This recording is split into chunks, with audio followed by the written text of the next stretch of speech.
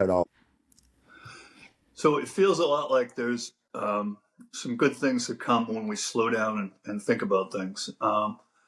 When I think about my career, I've been trading options for over 20 years and helping clients with options. And when I think about options, I think about, there's two types of options. There's put options and there's call options. And the best way I've found to explain them to people is to think about there's a trade and there's a, a desk. And so in the old days in Wall Street, you went down with your certificates and you traded and you put them to people, meaning you sold them to people, or you called them from people and bought them from people. And so that's really what the put and the call are really about, is just the movement of the shares and the movement of future shares. And so an option gives you the right, not the obligation, to buy or sell either a put option or a call option. And so for people who own a lot of shares, they tend to sell call options to people that give them the right to buy their shares at a future price. So if we're talking about, let's say we're talking about NVIDIA and it's at 187, and you say, I like NVIDIA, but I don't think it's going to 250. So you might sell a call option, sell the ability for somebody to buy your shares at 250, 3, 6, or 9 months in the future. And then, as you imagine, the longer you do that sale, 3 months is worth $1, 2 months is worth $2. The longer it has to potentially occur, the more time value is what they call it, then the longer and the more valuable it is, because it gives the stock time to reach that new level from 187 to 250. So selling a call option is the most common form of using options. It's called option overwriting.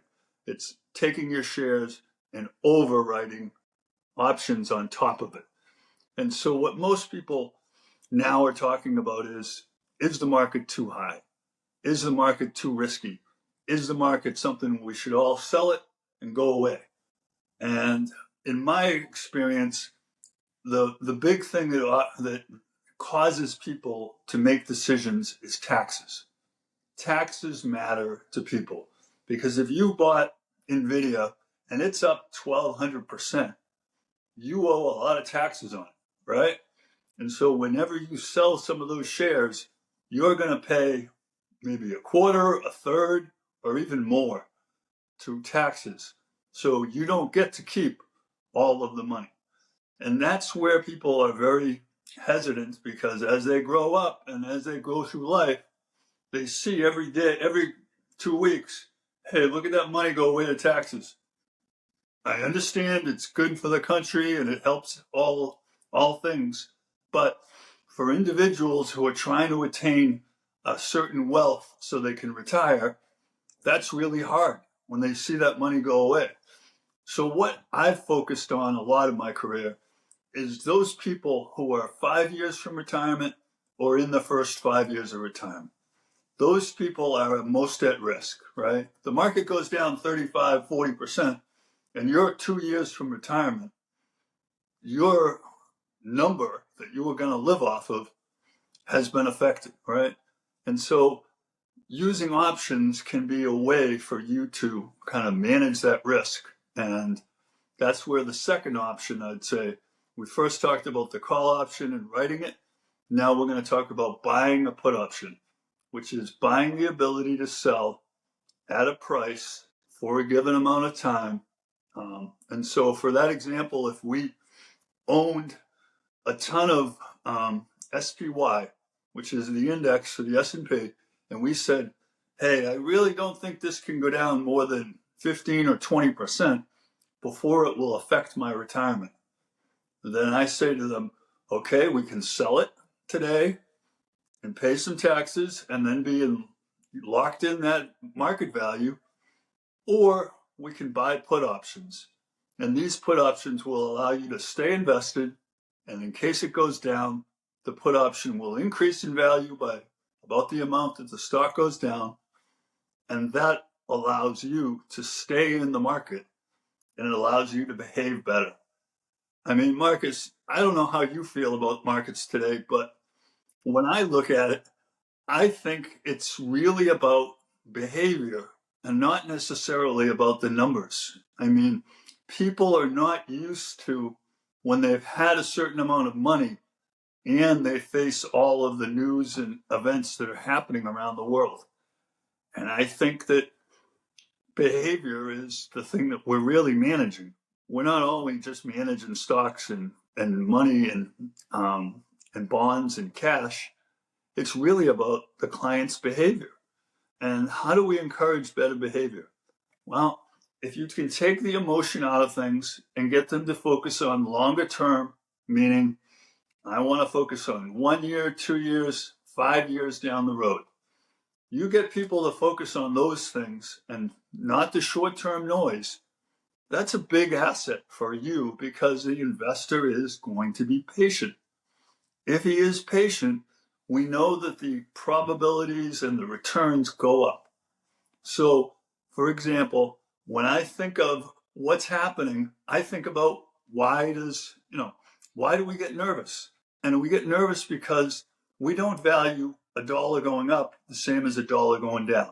We think the dollar going down affects us more. It could create an opportunity for you to buy, but that's really what we focus on when we think about money, is we focus on the downside versus the upside. We don't value them the same, as various psychologists, and Kahneman and Tversky did a lot of work on this and won the Nobel Prize for thinking about how do we value losses versus gains.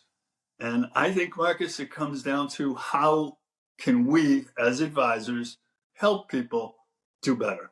And it may just be a conversation where you talk them through, do they really need the money now? What would happen?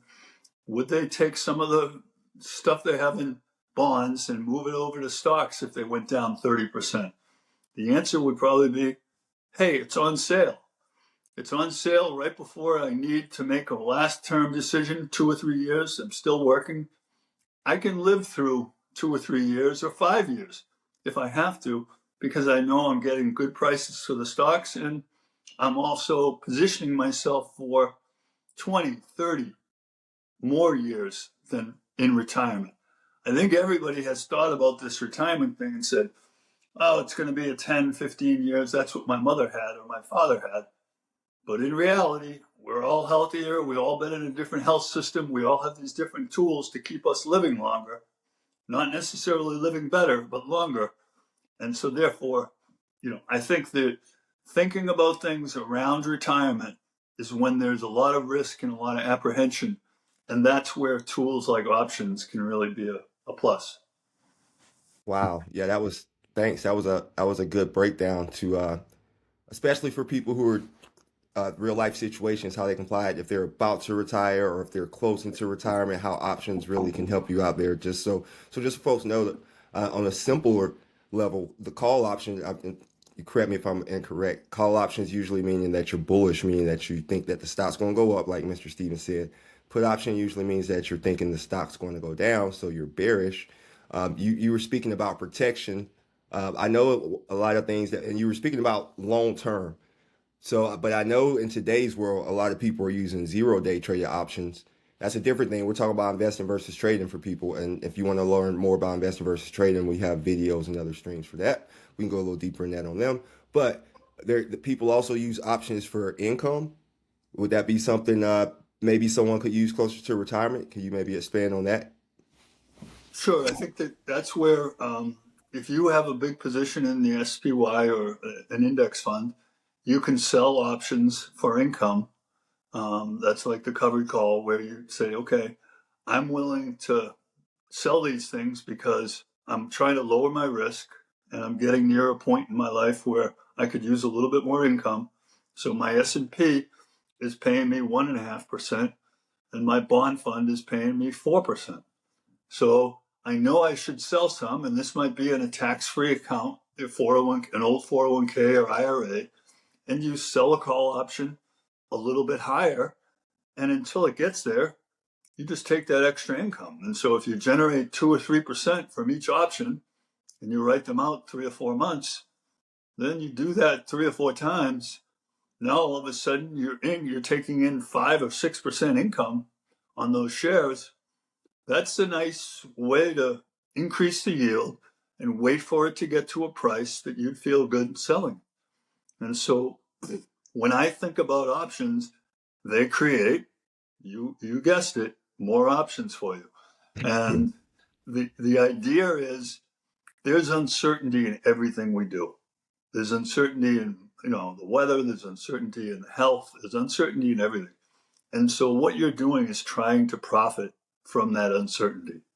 And there are times when I look at an option and I say, the historical volatility of this is 18%. Now it's at 26, 27, 28. So it's paying 50% more than it normally pays because the option price is based on that volatility and uncertainty. So therefore, do I think it's 50% more likely that it's going to hit that price? No, I don't. I think that volatility bounces up and down around a mean. And what you should do is when things are priced in a rare way, meaning higher than normal, I think you should try to take advantage of it. When options are particularly low, I've seen them get down to 9, 10, 11%.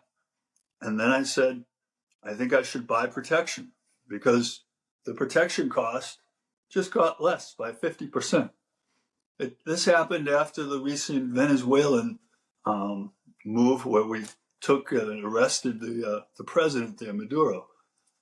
I don't think that arresting the president of Venezuela is necessarily a reason to think the market is less volatile. But that's what happened. So when the market gives you something, you have to ask yourself, it's given me this. Do I believe it? Do I think it's a good idea? And so I bought put options for a couple of the clients during that time. And it's really about trying to create the right feeling for our clients. Clients can feel very anxious about many different things in the world. And our job is to really help them understand the price of oil going up. What does it mean? The carriers going to the Middle East. What does it mean? All of these things are troubling to the average investor.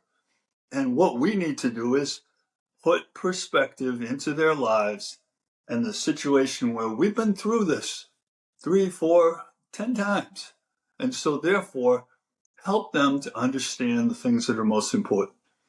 If the market went down 20 or 30%, would your assets produce the same amount of income? Probably. So if they're living off that income, it's probably going to be fine. And then you say, okay, but let's say we get 4% income and 2 or 3% comes from the portfolio and 1 or 2 comes from selling something. Then we say, okay, we got our 2 or 3, that's going to be fine. But how do we make up for that 1 or 2% we need to sell? And that's what your bonds are for. And that's what your cash is for. So that when you need to go into something and sell it when the market is down, what happens when the market's down for stocks? Usually the market is up for bonds. So they'll usually appreciate 2 to 5%. So in that way, you're selling 2 to 3% or 2% to make up that difference to get to 4. And guess what? Bonds would usually be up, and they'll be a place that you can sell where you're not hurting yourself in terms of your long-term return estimates. Many people have planners like you, Marcus, and the planners look at them and say, hey, you're 60-40. We'd like to see you maybe be 70-30. That makes your average return equal to 7%. And that 7% is what you need to hit your target in 10 years. That's great. The question is, can you get the client to stay and meet that target? Or are they really a 50-50 person who doesn't like having that extra 20% exposed? And then you say, okay, let's think about this. How do we help the client take a little more risk so that they have a benefit in 3 to 5 years of a higher price and a higher market and a higher account value? The way to do that might be using options on that 20%. Hedge that 20% by buying a put option and selling a call option. It's called a cashless caller. And so you do that around the stock where you put 10% down on the put option and you sell the call 10% or more up. And then you say, okay, we can live with this in between here. If it goes up a lot, which we're not thinking it's going to because we're worried about the markets, I'd sell at 10% higher. That helps me with a 15% tax rate. I paid 2/3 of my taxes. If it goes down 10%, my put option gets more valuable and makes up for some of that decline. So it helps clients get through what I'll call difficult periods. And those are periods they're just not, they've never been in retirement. They don't know what it's going to feel like not to work anymore and have a paycheck every 2 weeks. And I think that what you're doing is you're creating some comfort for them around those numbers.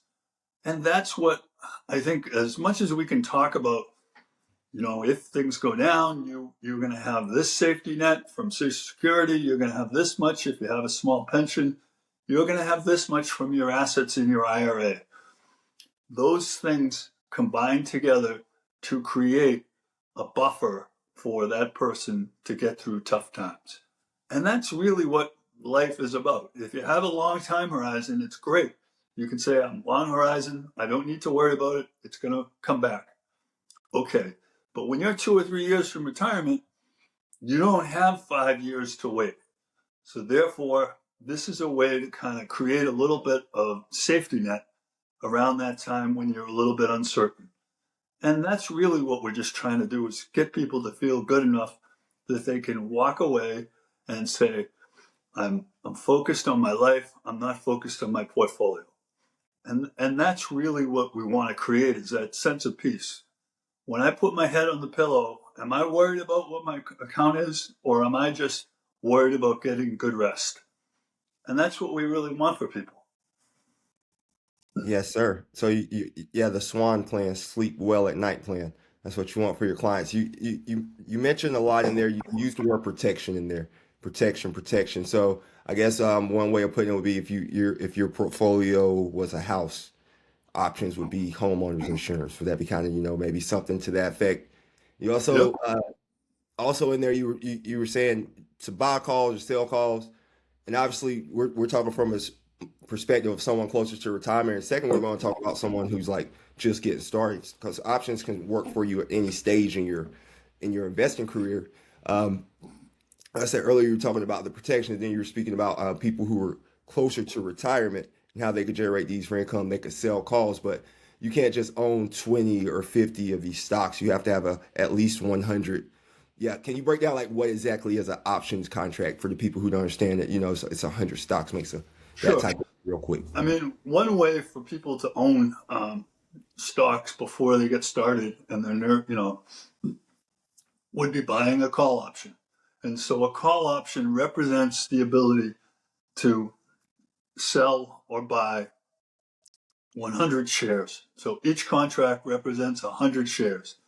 And so when you think about it, the S&P is somewhere around 650, and it represents 1/10 of a share of the S&P, and those shares will go up or down 1% in a day. So a 650 priced stock, 1% move would be $6.50. And so what I've put in place for people is the 620. The 620 put option is, about 6 or 7% down from where the market is now. I think that for younger investors, they might buy a call option that's a year or two out as a way to gain exposure without fully spending their money, right? They could say, hey, I'm nervous. I'm, say, 50-50, but I really know that I'm younger and I should probably take more risk. Well, why don't we take the risk by buying that call option? You don't have to put all your money into it. You put about 5 or 6%, which would be, say, $30, and you'd manage. So 30 times 100 would be um, 3,000 shares, and those 3,000 shares would be available for you to buy since you own the call option at some price in the future. And so in doing that, you get the upside, but all of your exposure is that 5% you put into the call option. So having that leverage to the upside for a young person allows them to still benefit on the upside, but the worst that can happen is the option expires and the stocks didn't go up. And then you've lost 5%. If you had invested the entire 3,000 times whatever the price of, let's say it's 6,500, that's 195,000. That's a lot different than putting 30,000 into something, right? So for that young person to be able to have exposure that's greater is a nice way. And so people will say, I really believe, my son really believed in NVIDIA because when he bought it 3 or 4 years ago, it was a great chip maker for gaming. And so he loved the NVIDIA processor in his gaming computer that he built himself. So when I said to him, do you want to buy AMD or do you want to buy NVIDIA? He said, I want to buy NVIDIA because it's the best. If I had to build a computer, I'd build it with NVIDIA chips. So therefore, I'm building my portfolio.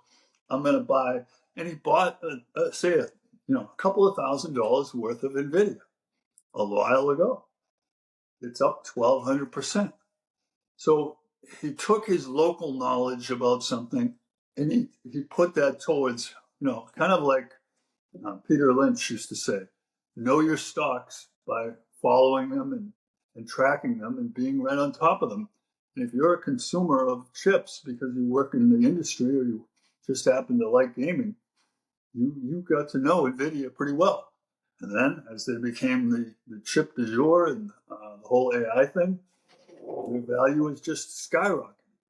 And I think that local knowledge and young people's experiences should be a way to help them feel more comfortable. Because when NVIDIA was going down, he was looking at it and said, hey, I just tried to do another computer, and these NVIDIA chips are 30% more. Because I don't understand why the stock's going down. They're still the best chips, and they're getting more and more expensive. So how is this company not a good investment? That's the type of logic and experience you want to bring to the markets because he felt good about it as a company. Therefore, when you can feel good about something and know that you have a good asset, you can be more patient. And ultimately, that's what we're trying to encourage is patience and longer term thinking. Marcus, you mentioned my background. I'm an advisor at Circuit Capital, and Circuit Capital uses individual stocks to help clients build good portfolios. We believe in balance, value, and quality. Those three attributes are what we try to fill our accounts with. We have a core account, a growth account, a value account, and something called faith-based. And faith-based is a strategy where we look at what the U.S. Catholic bishops say about stocks and which are socially responsible, and we buy a mixture of 40 of those stocks using Morningstar data to try to develop a good portfolio so that if somebody said, hey, I want to buy things that I believe in that are linked to my principles and my values, that's why we created the faith-based portfolio. And I also, at Circuit Capital, am in charge of option strategies. So what we've tried to do is create a wide range of skills with my partner, Travis Raish, and myself, and bring that to clients at what we consider to be a really good value proposition. So I think that, Marcus, you've been on my podcast, The Skeptic's Guide to Investing. My partner, Clem Miller, and I both were CFA presidents at various societies, him in Baltimore and Washington, D.C., and me in Atlanta. And what we try to bring is the discipline that the CFA has to helping people understand investing and improve their overall financial wellness. If we can help individuals who listen to our podcast improve their financial IQ, we feel like there's a lack of really good information coming from the media. So we think that this is a good way to people to say, I'm a little skeptical. What should I think about this topic or that topic? And that's what we're called, Skeptic's Guide to Investing. And it really comes down to Marcus trying to help people through what I think is very hard, something that's we're not educated on as a society. And I know you belong to a financial literacy nonprofit. I did the same in Atlanta. It's difficult. What do you think about our financial literacy as a country and how we're doing things? I think it's a sickness right now that we're going through. It's like an epidemic that we need to really work on curing, like spreading the message. That's part of the reason why we're doing this right here. Main Street meets Wall Street. We want to sit down and just take complex things like options and trading. We're going to talk about crypto, blockchain, the national debt. There's a lot of things that we're going to talk about, and we're just going to try to make them really simple for people to understand. Not because people are simple, but because these things aren't as complicated as people seem to make them. So that's definitely, one of my big passions. I want to. I want to ask you. So you being skeptical, and then you were talking about investing with options, and you used the example of your son and how he used NVIDIA chips. So let's say from the same time frame. So I'm assuming your son's coming out right at COVID 23, 24, somewhere around there, 22, 23, 24. Let's say you took the same person, not your son though, take another person same age who grew up going to Disney. They went to Disney this whole time. They said, I'm going to buy Disney calls. And they bought Disney calls at that same time. And we know where Disney stock was like $200 in. So it went the other way based on the same thesis. Like, what would you, I know, I mean, we know that you can't just invest on a company just because you like it. Like, there has to be different fundamentals in it. So, how would you like play that with the options besides, I guess? Um, well, the problem with, I mean, Disney in particular would have been a situation where I would have said, hey, if this COVID thing continues and we don't have any travel, less travel, the parks make up 40% or 50% of the revenue. I wouldn't say that's as simple a story as NVIDIA, where the chips that they're making, they can't make them fast enough for gaming. And then now that they've got into AI, they can't make them fast enough for the demand from AI. I'd say NVIDIA is a more of a technical powerhouse, and I'd say Disney is a recreational or a discretionary powerhouse. And Gotcha. so when we have situations like a shutdown, I thought that Disney went down from 200 to under 100, and my brother-in-law said, "Hey, I think it's really good. Should we buy some Disney?" I said, "After the correction, yes. I think that it's gotten beaten up, and I think we will eventually open up from COVID. But yeah, there is some discretion that I think you need to help people apply, which is put it in the right context, right? I mean, I think a person taking all of their account and buying a call option on Disney is never going to be the right choice. I think a person taking 2 to 3% and putting it in a call option on Disney, that's more of what I would call, it's sizing the opportunity. I think that you want people to have something that they can look at and help understand.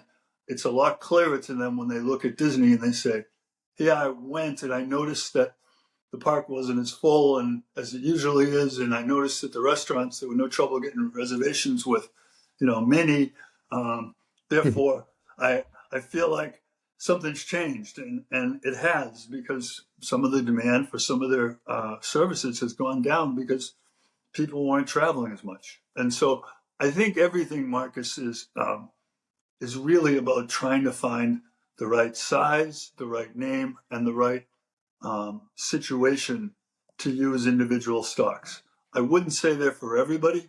I think a simpler choice is buy the index. It costs very little and it has great liquidity. and it's going to give you the exposure to the market that you should have.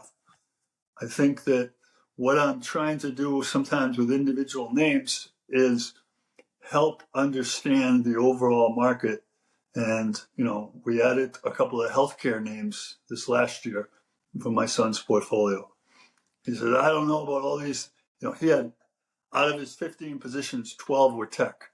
And I said, this isn't really going to hold you up very well over the long haul. So why don't we try to do something where we mix in some healthcare, we mix in some, he didn't want to go with energy though. I couldn't get him to buy, fossil fuels. He doesn't believe that they're good, and I think that when we look at things in life, we want to find things, and health and healthcare were a much easier discussion, right? This pharmaceutical is going to be producing this drug that's going to be similar to Ozempic. Should we take a chance on Pfizer? It's selling at 8 times earnings. The whole market is at 23 times earnings. It pays a 3.5% dividend. I think this is something, if you're patient, this will be better in 3 to 5 years. So I agree with you that stocks represent risk and the call option can go to zero. But if you size it right, 1 or 2% of your portfolio, you can live with a 1 or 2% decline in terms of losing the value. That's where I think it can make some sense, and it can be helpful, because then the person can buy as many shares as they want when you get near the end of the expiration. And they might already have a gain, and that way, they buy it at 85, a call option on Disney, and it goes to 105. It's got $20 worth of value, and then they decide to, take the price they get it at, which would be, 95 or 85, and say, okay, I'm going to buy 20, 30, 50 shares of this, and I'm going to take the profit on the other options. And that way they've gotten in, they got to know it for a little while, and they feel comfortable with where they're positioned. I think it's really about gaining confidence in these markets. And I've started to have some worries about these markets. These markets have been a little bit different. And I think we all have to realize that with AI and with the different tools and things that are happening in the market, it's different. And how are we going to react to it and make people comfortable with it? That's really, I think, our job as much as it is understanding the investments. Right. We help people with mindset and where they're at.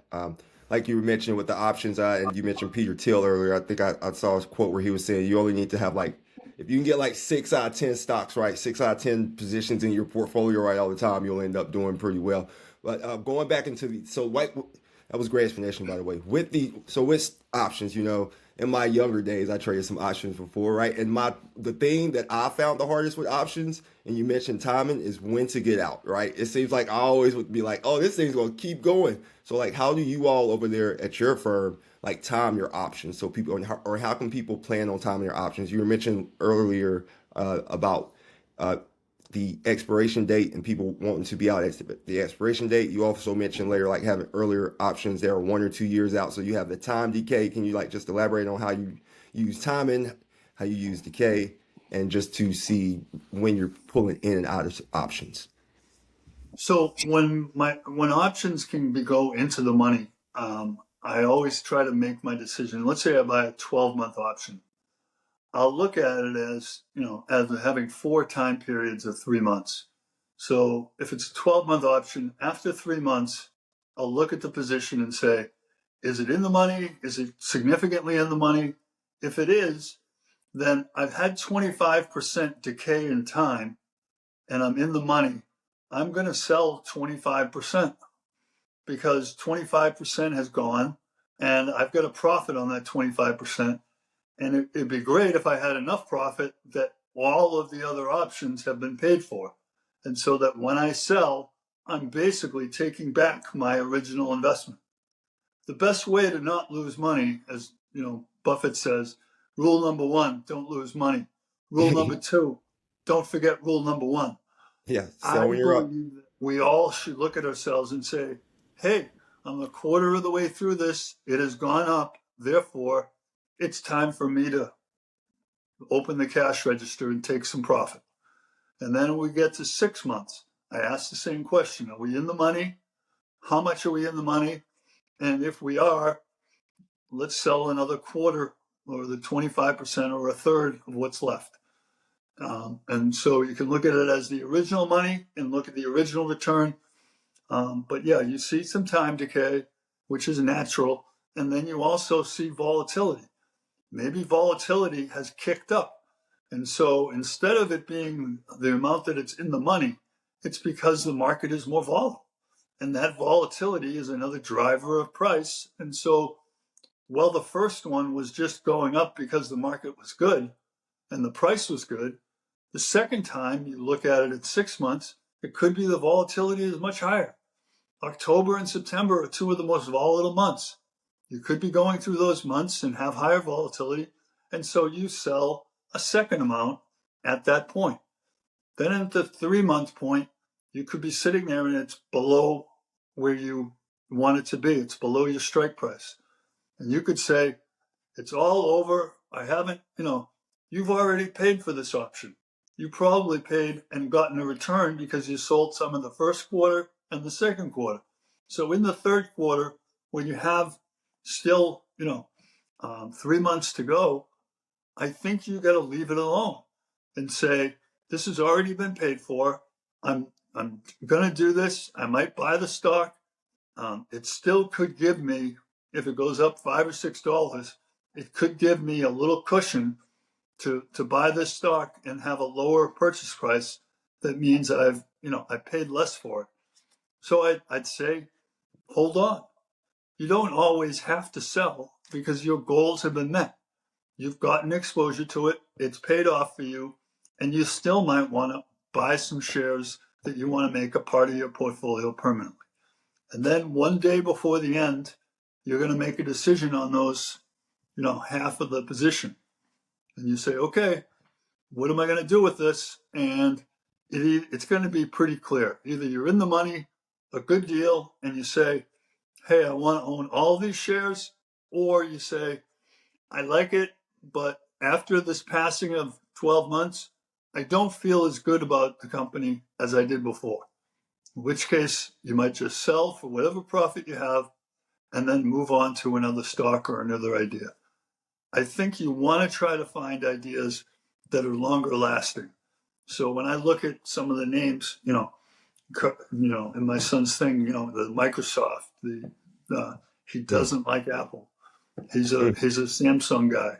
So it's really important that you find things that you say, this company 5 years later still got good prospects, still a good thing to own.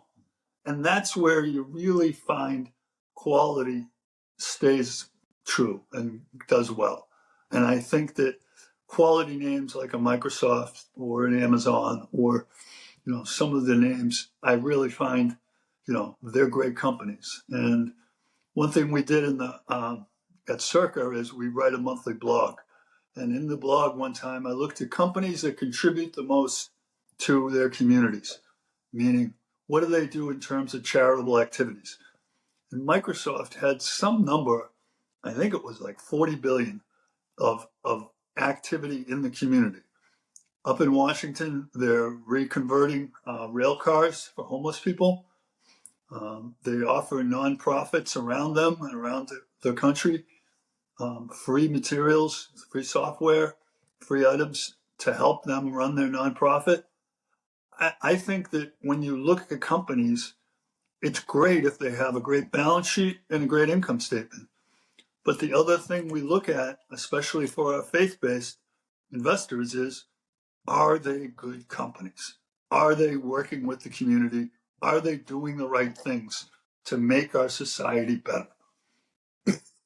I think it's very difficult to do A and B, good balance sheet and good profit statement. I'd say, hey, you guys do that well, and you do that better than your competition, and you do that better than a lot of other people. You deserve a lot of credit. But if you can also do that well in terms of how you treat your employees, how you treat your community, that to me is a home run, right? That's not a double. It's your company is doing things right for the consumer and their client, but they're also doing right by their employee and their community. I think that's really about the mentality of a stakeholder versus a shareholder. We want to satisfy shareholders, but it's really great if you can satisfy stakeholders, because then you've got people in the nonprofit community who are thankful for them. You've got people in their direct community who see the good work of their rail cars and other things. That's really what I would call success. We measure it different ways, Marcus, but ultimately, I think that's the way we should start to think about it more often. Perfect. Yeah. And as you and like you mentioned, you just mentioned a lot of different things that people inside of investing. So some people, you said you look at how much companies contribute to society, and that is definitely a theme some people invest in. Like you said with your son, he didn't want to invest in fossil fuels. That's also a theme that people choose to invest in or not invest in. Some people choose to invest in tobacco or not in tobacco, right? That's one thing, but it's not the same thing as when you see people who choose to invest because we have a Democrat or Republican in the office. Never do that. That's a good way to lose money if you choose to invest based on politics. If you want to invest based on something else, like Mr. Stephen was stating there, that's a different story. But overall, history shows that whoever's in office, red or blue, it turns green over time. The stock market goes up and to the right. Um, just wanted to make sure people understood that point. Well, one more thing with options that I really want to kind of dig into your funds. Can you just like break down? So I know this isn't what you do. I know we're talking about investing, but like the huge thing that's happening now, like we live in this world where people are just worried about speed and everything has to be so fast. Could you maybe elaborate on the explosion of 0 day options? I know that boosted a lot with the year of the retail investor last year. So, Sure. I think with the meme stocks, we had a lot of people who realized that owning GameStop was one way they could make a statement against the hedge funds who were shorting it. But they realized very quickly, what do options have in them? It's leverage. And so if I can pay for an option 5% of the price of the stock and buy that option, if I can do it for one day, my leverage is 20 times the return. So therefore, on a 1% return around an earnings announcement, or 2%, or sometimes we see 8, 9%, that multiplied times 20 is an unbelievable way to make money. But the other side of that is, it's a normal distribution. And when you think about normality, there's a big tail there on the left that's negative. And so minus 100 is what you have on the left tail if the stock stays where it is, meaning it doesn't go up. At the end of that 1 day period, it doesn't go up, you lose 100%. On the other side, if it does go up 2%, 3%, you get a 20% return, or 40% return, 1 or 2%. So I think that these options are really speculation. They're not investing. What an investor is somebody who believes in something and will stay with it.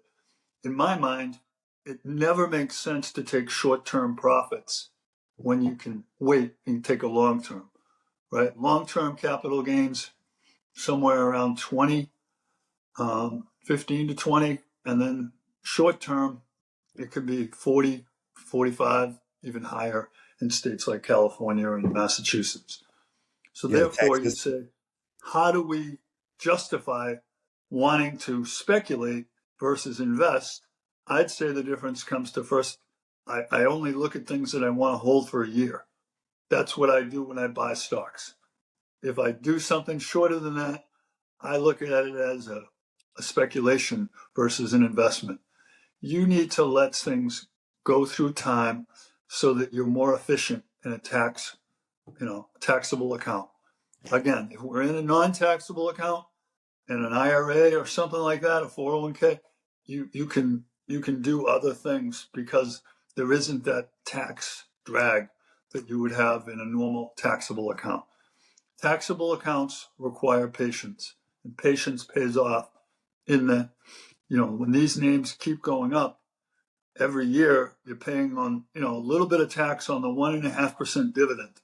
So 20% of 1% is zero point 0.2. That's not a big drag. If you sell and pay short-term gains of 40%, that's a drag.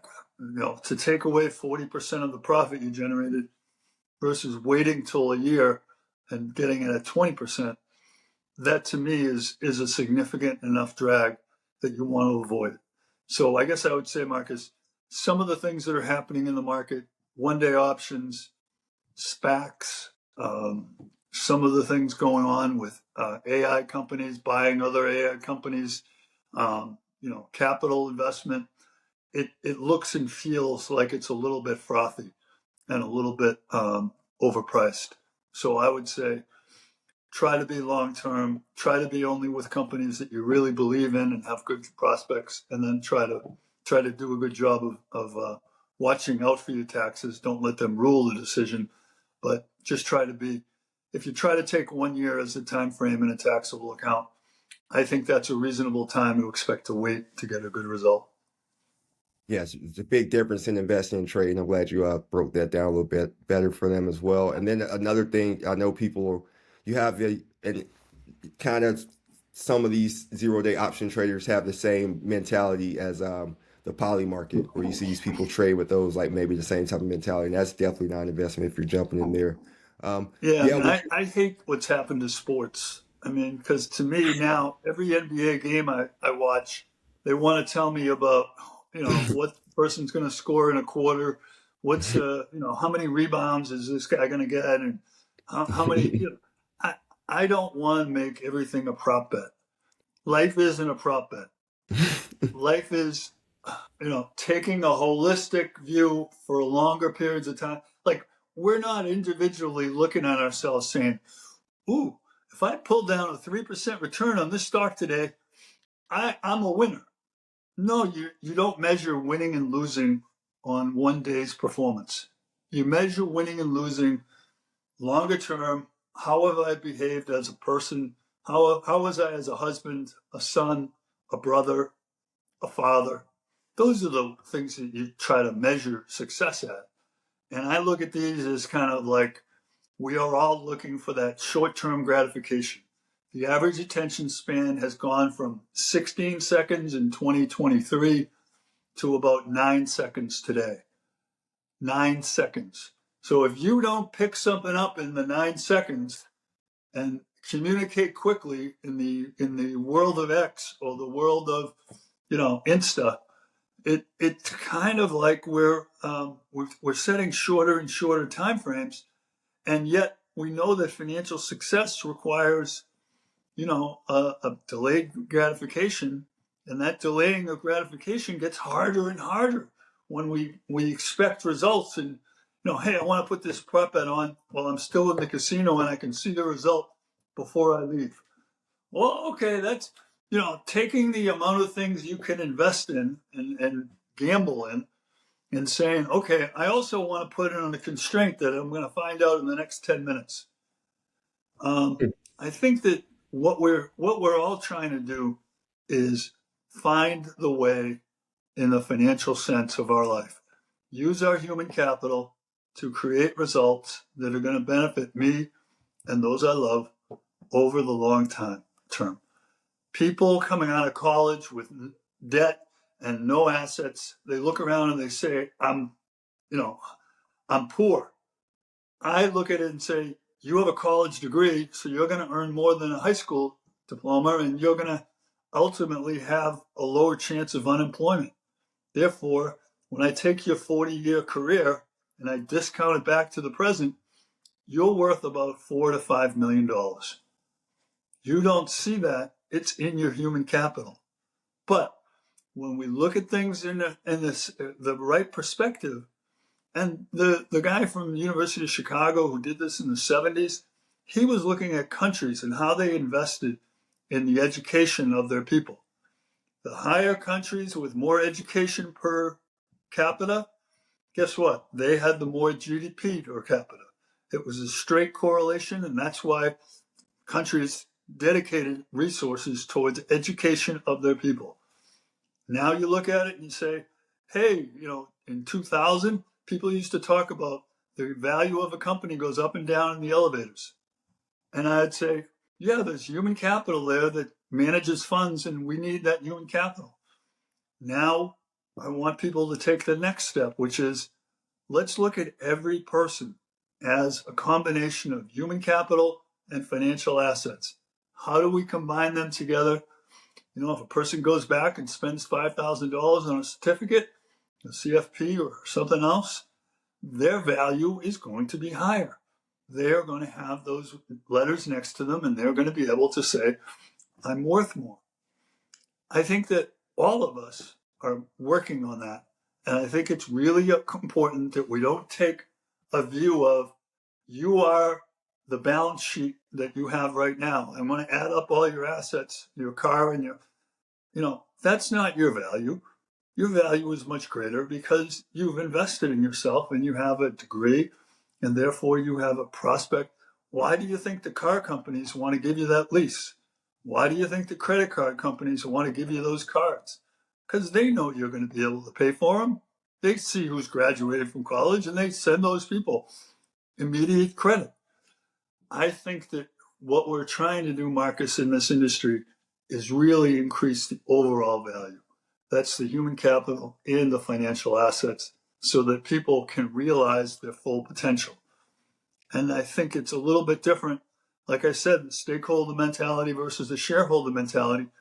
But I think what I've noticed, Marcus, is people are starting to understand more. I agree that the average, person exposed to financial information is low and is a bad situation. But I think we're getting there. I think now they just said that 64% of high schoolers will have some type of financial literacy class by the time they graduate. When I started in 2015, it was 14%.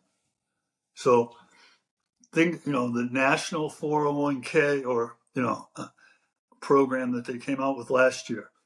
I mean, should we have done that in the 70s and 80s? Absolutely. Why does it take pensions going away 40 or 50 years ago and we're right now saying the whole population can have access to a 401k? I think we should have probably come up with it before 2025.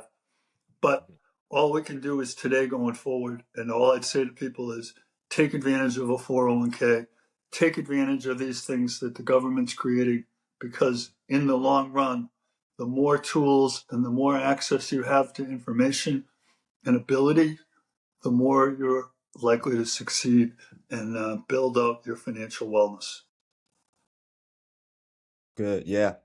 Yeah, that was a lot. And I know you used a lot of great terms there. Like we've spoken on like stakeholders and shareholders, right? The stakeholder as the person who's like in the community or the person working at the job, someone who's not exactly owning the stock. That's your stakeholder. Getting benefits from the community, people who are getting, like you said, with the type of uh, things Microsoft and other companies do versus shareholders who are just, in general, people thinking they're just looking for their returns and their profits, people who actually own the stock, the shareholders. And you can actually be both, right? You can be a shareholder and a stakeholder. And then this just whole lack of literacy inside the country and the world, I know that's something that we talked about offline and online as well, just how the world is moving towards working towards helping the world learn more about financial literacy, but we still have such a great gap to go. It leads me right to where I want to go next. Just tell us a little bit more about so you mentioned back in 2015, and tell the world a little bit more about you, like how you got into this and then how you got to where you are today. Um, well, in 2008, I suffered cancer. I had throat cancer during a time of a lot of volatility and stress. And I was trying to tell our chief investment officer to buy puts in July of 2007. And he said, no, it's too risky. Not enough people would understand and didn't want to do it. And I said, now is the time to do it. Now is the time to differentiate ourselves. And, if we bought the first option, it would have returned 1,300%. Or 13, so instead of our clients losing 36, they would have lost 23, which is a lot of outperformance in 1 year. And in my experience with that, I looked at myself and I said, I don't know what the right thing to do is I have cancer. I'm worried. I know that it's a very curable cancer. It's got an 80% cure rate, but I didn't like that 20%. So when I looked at it, I said, look, hey, if I get through this, I've been a pretty good father and husband and brother. I want to really be more for the community. And so that's when I got through it, I started mentoring college students in finance and investments. And I went from mentoring to being the president of the society in Atlanta. And then when I was president, I decided that we had a lot of assets on our balance sheet. And I said, these assets aren't helping anyone. Why don't we take 100,000 of them and put it towards financial literacy? And so we built up, and now I think for the last 10 years, we've given somewhere in the order of 300,000 away. We still have 300,000 on the balance sheet. And we've probably impacted with our financial literacy videos almost 1 million people. And Wow. so those things that you think about when you start them, 10 or 11 years ago, you don't know what it's going to become. And right now, we've got a great program with the Boy Scouts and Girl Scouts. Boy Scouts and Girl Scouts usually come from, Title I schools. They usually come from economically needy areas. Those kids now are learning their financial and entrepreneurial badges, and they're starting to understand, with the help of the Atlanta Fed, more about what's available to them. What can you become? And one of the things I love about the Boy Scouts is they say to the student, you need to ask the person how they came to their career, and you need to help understand whether that career might be something you want to think about. And I just think it's a great opportunity for people to get up and look at the community and say, we would love to have these high school students who are young enough to pick a career in finance, when they graduate from high school, having that experience of talking to another CFA who was an Eagle Scout and hey, I went through the badges. This one was the hardest for me. What's the hard, helping people to see their future is, in my mind, worth so much. Because if you can see your future and you can see the pathway, you can make it happen. And I think that what we're trying to do with the financial literacy in Atlanta is to, one, open up the eyes of the people in the community, two, go out to the whole community. I'll tell you one quick story. When I set up these videos, we have 12 videos on 12 main ideas that we think help people be financially, start adulting. And when we think about adulting, we think about savings and investing and all of this stuff. But one of the things is we have a video of 3 minutes that's budgeting. And so ASFIP Foundation is on YouTube page, and we have it in both English and Spanish.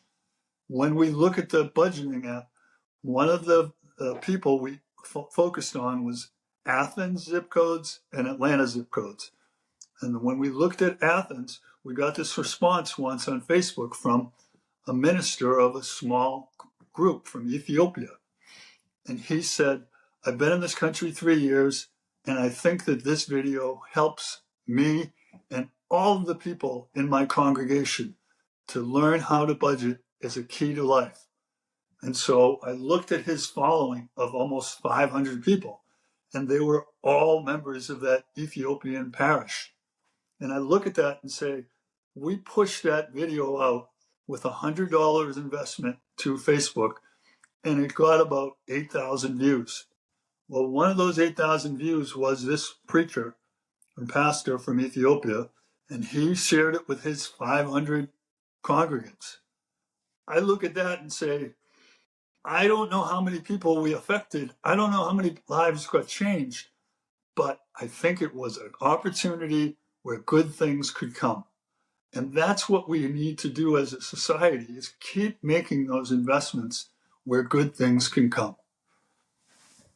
Yeah, that's really cool story. Like just that pond and the ripple effect, and you just never know who you're impacting. Like and once again, like part of what we're doing here. I'm so glad that you hopped on with me, and so we could just talk about this kind of stuff and give this information to people who might not ever hear it and never receive it. Like the world hears things and sees things from the media or however it is. Like you mentioned in 2000 and we said 2007, 2008, there were other people who saw what was happening in the market and was like, we should short this, right? But the people who had the voice or the table and were on TV or weren't exactly those people, and they were spreading a different message, right? So it's like Right. access is so important, and when you can take access and you can take something like this and put it in a package like your 12 videos, and you can just spread it out to the masses. You never know who's going to get. You never know how it's going to help someone. It's just really good Well, things. you know it's good information, and you know it's well structured, and you know it's done from a sense of caring. Like I said, the way we started as a foundation was we said, if we could tell our children in an hour what the most important things were there for them to do in terms of finances, what 12 things would we tell them? And that's how we came up with our list. We said credit cards, managing your credit score. We said, managing your investments in terms of asset classes and risk, and thinking about, fraud. Fraud is, really hard on that bottom 50%. The average person has in their account something like $500. And guess what the average amount of fraud is? $500. So it's, we know where it's happening, we know why it's happening, but we've got to do more to prevent it. And that's what, you know, I love what you do, Marcus. I love the way you talk to people. I love the way, you're doing with ABC Squared. I think that what you want to do with people is the right choice. And that is leading with planning and giving people an opportunity to have different outcomes. And I hope I can do whatever I can do to help you. And I've enjoyed our partnership over the last year, even if it all just started because we were both wearing, Jordans at the conference, and we both had the same taste in sneakers.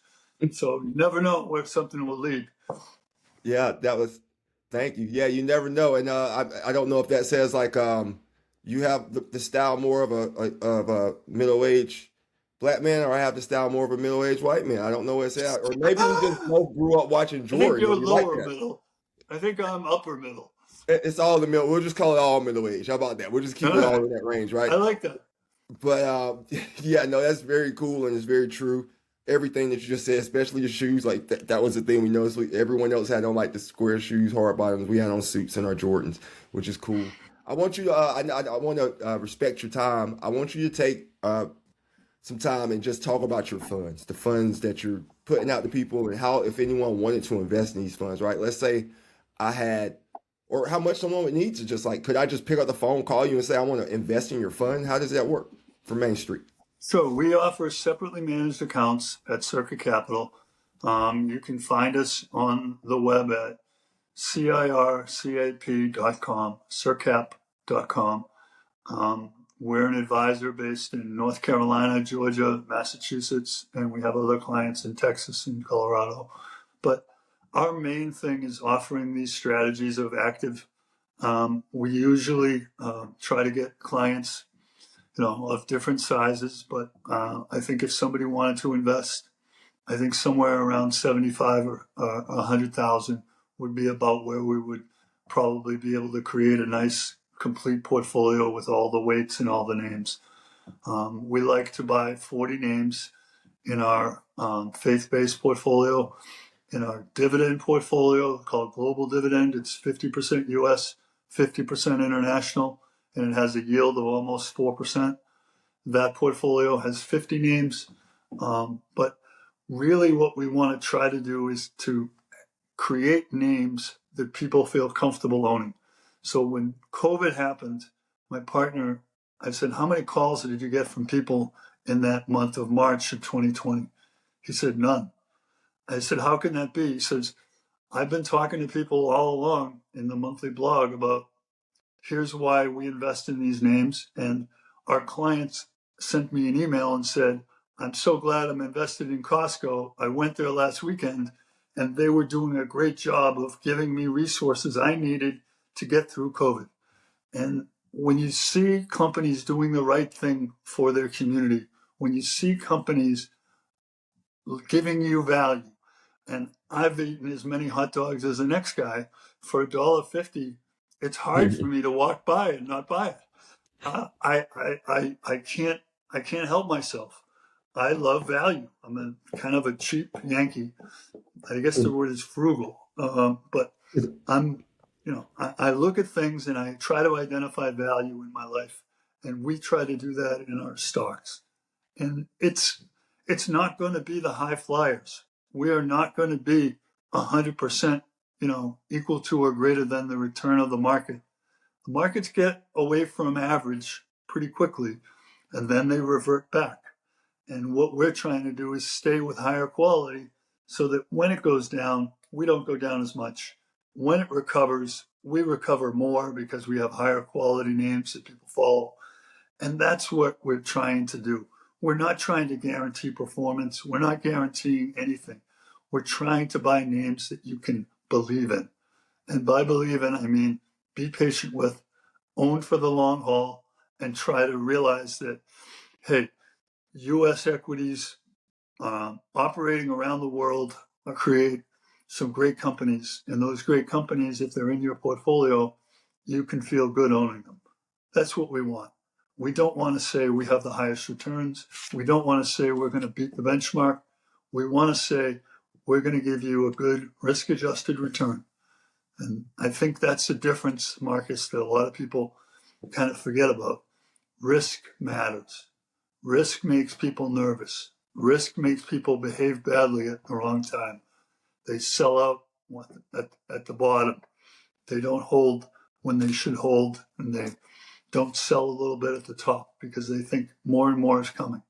We want people to be balanced, and balance and quality and value are the things we emphasize at Circuit Cap, and we think it's going to be a good place for most investors. And most of all, we just want to talk to people and try to get them on the right path. And ultimately, getting started is a big part of this, right, Marcus? I mean, people are smart, people are very capable, but it's hard with all the things you got. Hey, I got this weekend, I got this T-ball game, I got this. There's a lot of things happening. I got Easter Sunday is at my house, so I'm going to have everybody over. I don't have time to look at this, and I understand it's difficult. Being diligent and being successful takes effort, and it really takes discipline. And finding that discipline through better ideas is what we try to do.